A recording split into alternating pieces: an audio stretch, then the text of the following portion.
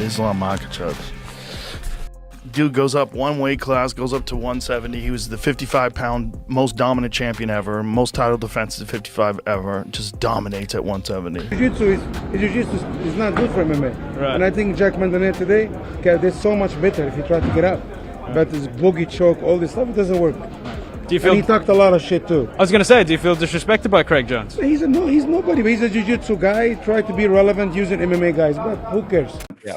I still firmly believe Jack can beat Islam Makhachev, and I believe that Jack will beat a couple more welterweights, and whoever's got the strap, we're looking for it. You know, we climbed the mountain once. What drove me crazy is, of course, we knew Islam had the advantage on the ground. Jack should have had the advantage on the feet. The couple of times that Jack did finally get back up to his feet, he went for some sort of trip, whether it was an inside leg or outside leg or a hip toss. He was looking to take Islam back to the ground, and that just shows you a lower fight IQ than what we've seen out of Jack. Ilya says that Islam ran away to 170 because he was scared of Ilya. Jack Della Maddalena has finally broken his silence, revealing the honest truth behind his stunning first defeat to Islam Makhachev. After suffering the first loss of his UFC career under the bright lights of Madison Square Garden, Jack addressed fans with a calm, humble, and incredibly respectful message.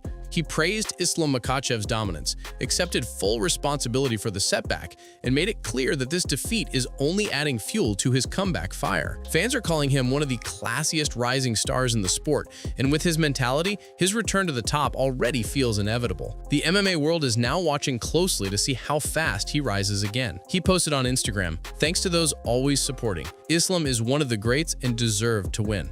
I will learn and move forward." Meanwhile, Jack Della Maddalen's coach, Ben Vickers, has stepped forward with his own honest breakdown of what went wrong at UFC 322.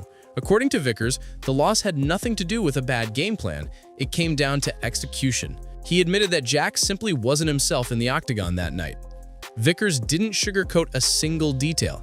He acknowledged the performance fell far below their expectations and reminded fans that at this elite level, even one-off night can be brutally unforgiving. He made it clear they were decisively beaten and now must rebuild with sharper focus, tighter discipline, and complete accountability moving forward. In bad times, you look for glimmers of hope, you know, and we're not happy with the performance. Let's put that out there. Like, I feel like Jack could have done better. I feel like for once in his life, maybe Jack didn't have his best performance and put his best foot forward when it mattered, which he's always done throughout his whole career. So, you know, for the fact that on a bad night, when you have an off night in this sport, it's very humiliating, you know, and on his worst night, I don't even want to like go into it I don't want to sound like we count a victory not getting stopped. Like, we lost. We were comprehensively beaten, and we need to do better. Oh, he 100% was injured from those calf kicks, you know, and basically he switches really well, but on this one here, he was messed up because he couldn't switch the way he wanted to, so it screwed up his rhythm. So no, those calf kicks played a big factor in him, and I don't think he was as prepared for the Islam Makhachev that came at him. You know, I don't think they didn't respect his striking. At least that's what they said. And I don't know if that was the game plan for them for us to want to stand with him. But Usman, I mean, Islam is Islam is a great striker, you know, and now he proved it. What drove me crazy is, of course, we knew Islam had the advantage on the ground. Jack should have had the advantage on the feet. The couple of times that Jack did finally get back up to his feet, he went for some sort of trip, whether it was an inside leg or outside leg or a hip toss. He was looking to take Islam back to the ground, and that just shows you a lower fight IQ than what we've seen out of Jack. Yeah. I'm not going to say he's not a smart fighter. He's a very good fighter. But when you see a guy like that with no answers on the feet and no answers on the ground, but less answers on the ground, you have to understand, look, if you have the chance to get to your feet, you have to fight like hell to create distance. You cannot take him back down. You will wind up in a worse position if you get back up to your feet after being tired and beat up on the ground for a couple minutes by Islam, and then you try to trip him. I mean, there's footage of him. They were literally in the worst position possible up against the fence. Jack's head is on the ground, his legs are in the air, his back is up against the cage, and Islam's on top of him. Like, that's the kind of position you wind up in if you're an inferior grappler going against a guy like that, and you finally get to your feet and then you go for that kind of thing. It was just not the approach I would have wanted to see out of him. Yeah, I want to say, yeah, go for it. This Greg Jones, please deport him, brother. He make guys lose.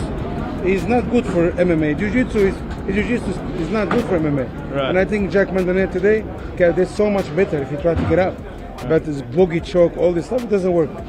Do you And he feel? talked a lot of shit too. I was gonna say, do you feel disrespected by Craig Jones? He's nobody, but he's a jiu-jitsu guy. Try to be relevant using MMA guys, but who cares? Do you think we could see him before the White House, or is the White House the number one? Doesn't matter. Doesn't matter. We're gonna talk with the UFC, and we're gonna see what's next. Now he doesn't have to cut this much weight. He can fight every 3-4 months. No problem. So we're gonna see him at 170 from now on? Yes, this is his weight division. He's not going down to 155. Last question. If you could pick somebody right now tonight to challenge him next, who would you pick? He said it. He said he want to fight Kamaru Usman. Kamaru Usman is 15 fight winning streak, 5 title defenses, greatest welterweight of all the time. Beating all these young guys. What does that do for his legacy? It don't do nothing for his legacy. Kamaru Usman, it's a very tough opponent, and I represent him too. And it's not an easy night for anybody. Kamaru Usman is a real deal, and he want to fight the real deal. Jack, fair play to him, never gave up. He was trying to get back to his feet and he could have given up many, many times, okay?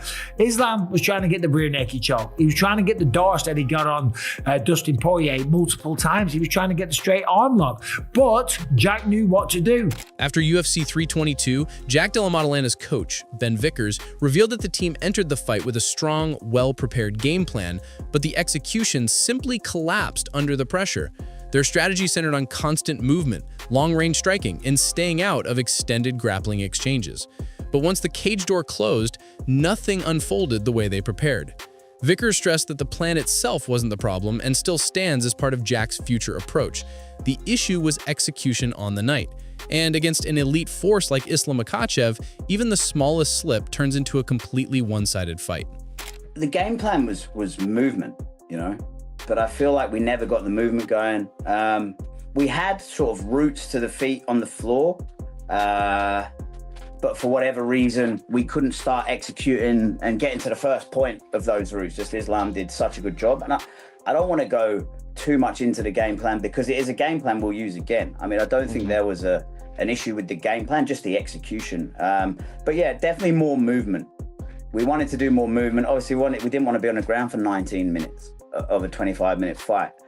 We wanted to do some damage. We wanted to do death by 1,000 cuts, you know, like just pick away on the outside and blah, blah, blah. But it just wasn't our night. Veteran coach Javier Mendez added an even harsher perspective on Islam Makhachev's dominance.